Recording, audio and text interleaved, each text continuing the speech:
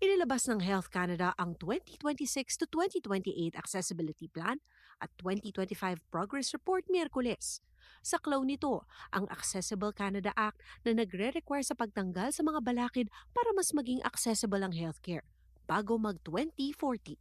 Isa sa mga hakbang, pagsama ng inclusive language guidance. If they're sick or they're unwell and it's a stressful time, the studies have shown speaking the same language, whether it's Tagalog or something else, really improves the health outcomes. Ayon kay Dr. Jose Nazareno, gastroenterologist sa Scarborough Health Network sa Ontario, napag-aralan daw nilang nakakatulong sa mga pasyente ang pagkakaroon ng opsyong gamitin ang lengguwaheng pinakagamay nila sa pagpapagamot. Maintindihan nila yung diagnosis, maintindihan nila kung ano yung plano, they can take their medications more properly so the care improves kung ganyan. Ang organisasyon, kinikilala raw ang kahalagahan ng wika at kultura.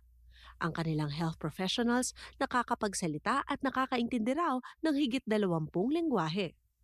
Mahalaga raw ang iba-ibang lengguwahe sa healthcare lalo may ilang pasyenteng nahihiya raw aminin na hindi nila maintindihan ng health provider. So minsan, kung hindi maintindihan, hindi sila magtatanong, they will not, o kung kunyari, there's something that's not quite right, they might not necessarily ask for the explanation.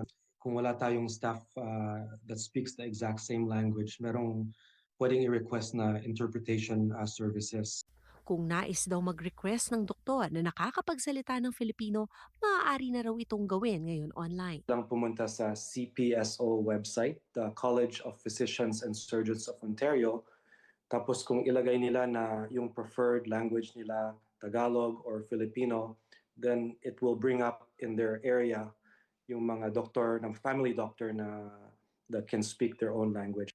Bukod sa culturally diverse care, tinatrabaho rin daw ang pagpapalakas ng healthcare sa Scarborough, gaya ng pagtatag ng medical school at training center sa 2027. So this is going to help this underserviced community. So kung ano man yung tulong na pwede, we're happy to accept it from them. I would encourage lahat ng mga interesado na high school students or university students, especially Filipinos, come and look at our upcoming medical school and you can give back to community that way.